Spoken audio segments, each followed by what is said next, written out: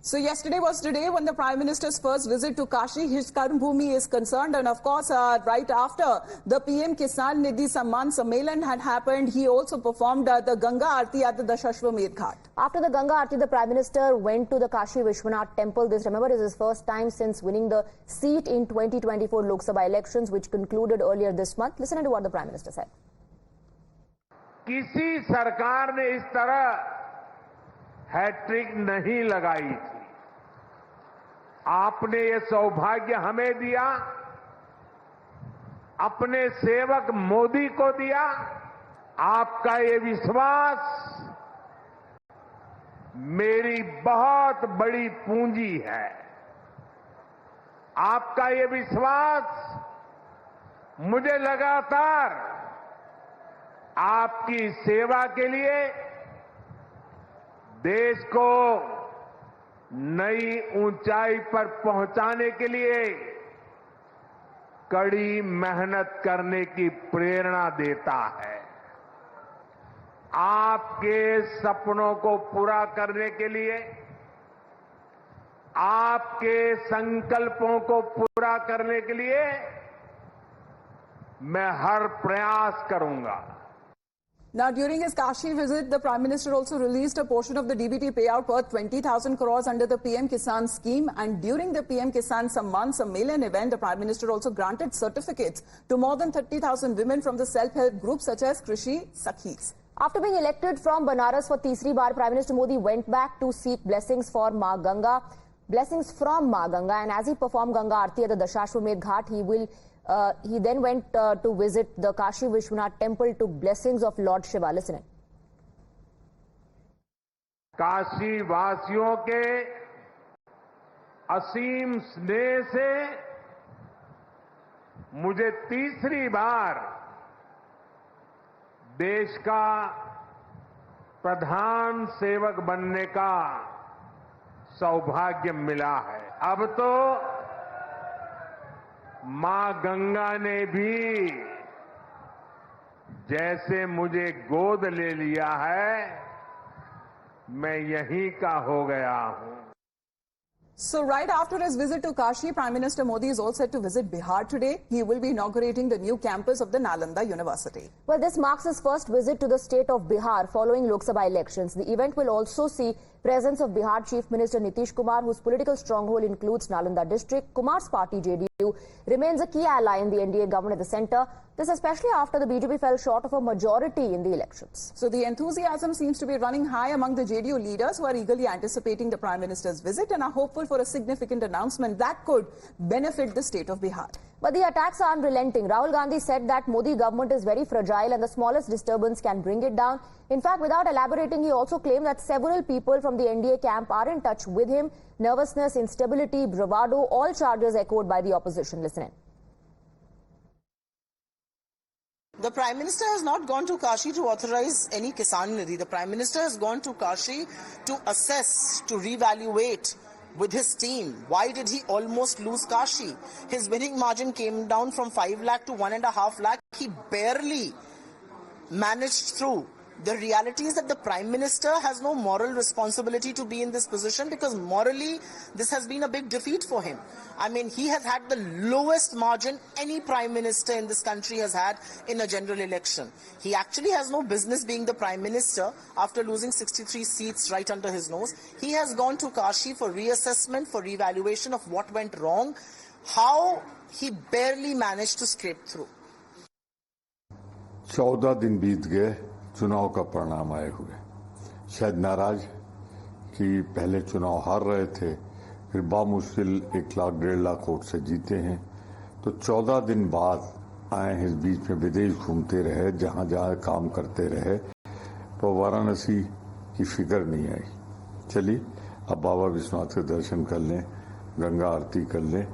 ये एक रस्मी परंपरा है कि जो चुनाव जीतता है वो आता है धन्यवाद देने के लिए। विलंब से आ रहे हैं पर आ तो रहे हैं।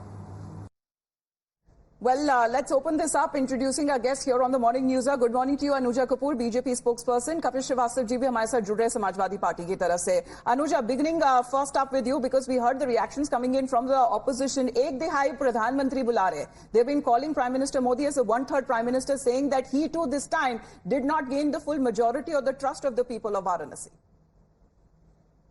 Jai Shri Ram, good morning.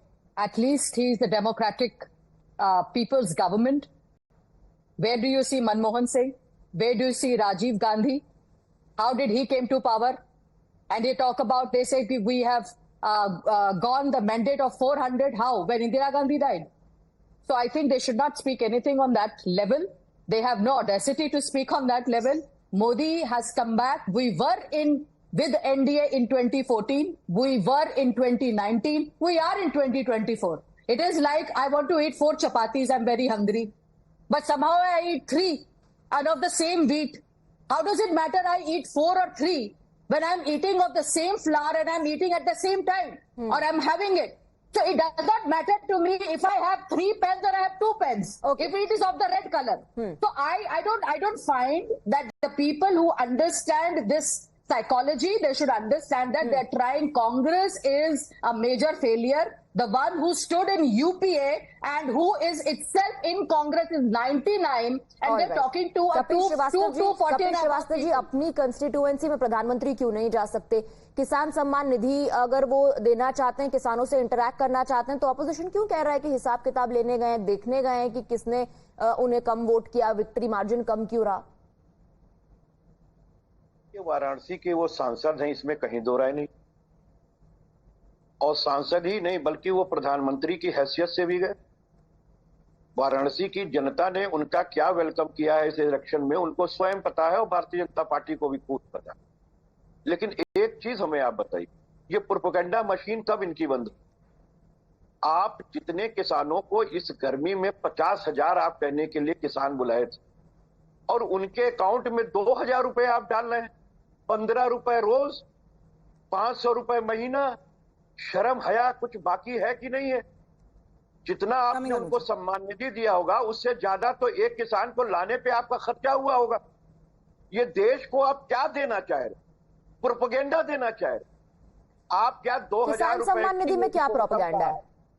Propaganda यही है कि आप बुला करके 50,000 किसानों को इस गर्मी में परेशान किए. 17वीं इंस्टॉलमेंट ऐसा पहली बार नहीं हुआ है कि इंस्टॉलमेंट रिलीज किया गया. 17वीं इंस्टॉलमेंट आप जान रहे हैं कपिल श्रीवास्तव जी? मैं ये आपको बार बार निवेदन करना चाह रहा हूं कि 16.5 लाख करोड़ रुपए का जो इंस्टॉलमेंट इन्होंने अपने चंद्र 28 व्यापारियों मित्रों को दिया था, उसका तो 2 लाख करोड़ रुपए किसानों का कर्जा नहीं माफ कर पा रहे. एमएसपी पे गारंटी नहीं दे पा रहे. किसानों का कर्जा माफ करने के लिए ये मांग तो कर्नाटक में भी उठ रही है, तेलंगाना में भी उठ रही है. अगर आपके अलाय पार्टनर की बात करें जिनकी सरकार वहां पे बनी हुई, अनुजा आप क्या जवाब देंगी? ये सेंट्रल के it is very interesting sir एक minute. It is very interesting to see Samajwadi Party sitting here and doing, the promises which they have asked and their friend, their brother, two Londes they call, no? So they are there. The Congress is not able to give 1 lakh rupees and 85,000. As Samajwadi Party, you please clear your manifesto only. That would be enough for you. Because you have no agenda. Just bringing the people on PDA will not work. Because you have to give, you have to, sir, मैं आपके पे बोल नहीं रही थी.